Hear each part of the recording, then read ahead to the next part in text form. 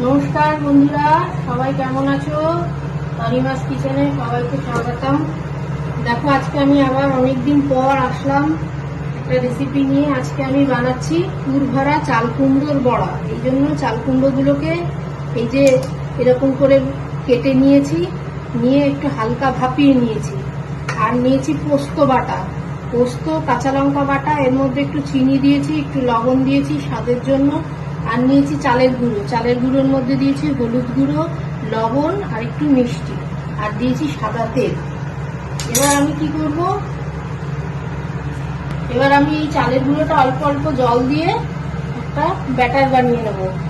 প্রথমে একদম অল্প করে জল দেবো বন্ধুরা, একসাথে বেশি করে জল দিলে কিন্তু পাতলা হয়ে যাবে।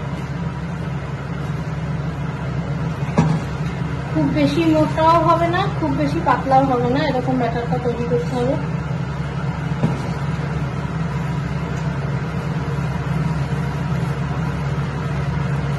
তো তোমরা খেয়ে দেখো বাড়িতে, খুব ভালো লাগে এইভাবে বানিয়ে করে। গরম ভাতের সাথে খুব ভালো লাগে খেতে। অনেকেই শস্যের মধ্যে, পোস্তর মধ্যে শস্য বাটাও দেয়, কিন্তু আমি শস্য বাটাটা অতটা পছন্দ করি না, ওই জন্য আমি দিইনি। তোমরা চাইলে দিতে পারো। দেখো, এবার আমি এই পোস্তর সাথে লবণ আর মিষ্টিটাকে ভালো করে মিশিয়ে নিচ্ছি। এবার একটা করে এরকম চাল কুমড়ো নেব।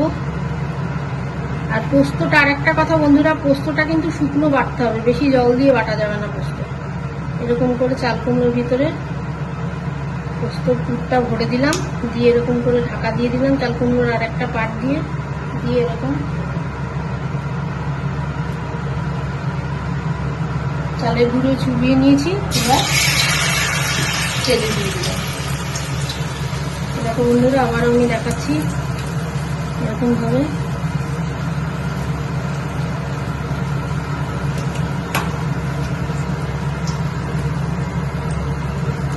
এখন চালের গুঁড়োর ব্যাটারে চুবিয়ে নিয়েছি।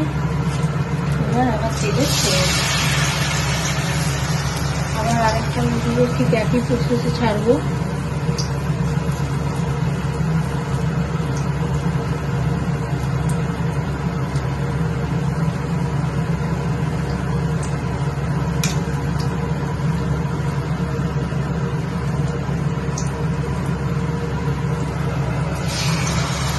দেখো এই বন্ধুরা, এইভাবে আমি এবার সবগুলো ভেজে নেব। এই যে বন্ধুরা দেখো, এরকম লাল লাল করে ভেজে নিতে হবে বড়াগুলো। আঁচটা লো মিডিয়ামে দিতে হবে, গ্যাসের আঁচটা দিয়ে। একবারে আর জোরে আঁচ দিলে কিন্তু হবে না, তাহলে চাল কুমড়োগুলো আবার কাটা কাটা ফিরে যাবে, নরম হবে না। এরকম করে ভেজে মিশতে হবে। এই যে আমি আগে কতটা ভেজেছি। তো বন্ধুরা, তোমরা একবার অন্তত বাড়িতে এইভাবে বানিয়ে খেয়ে দেখো, আর আমাকে অবশ্যই কমেন্টে জানিও। আর তোমরা একটু আমার চ্যানেলটাকে সাবস্ক্রাইব করো প্লিজ।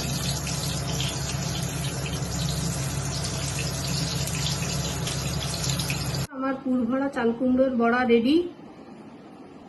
তাহলে আশা করি তোমরা একবার বাড়িতে বানিয়ে এভাবে খেয়ে দেখো। সবাই সুস্থ থেকো, ভালো থেকো, আর আমার চ্যানেলটাকে একটু সাবস্ক্রাইব করো। নমস্কার।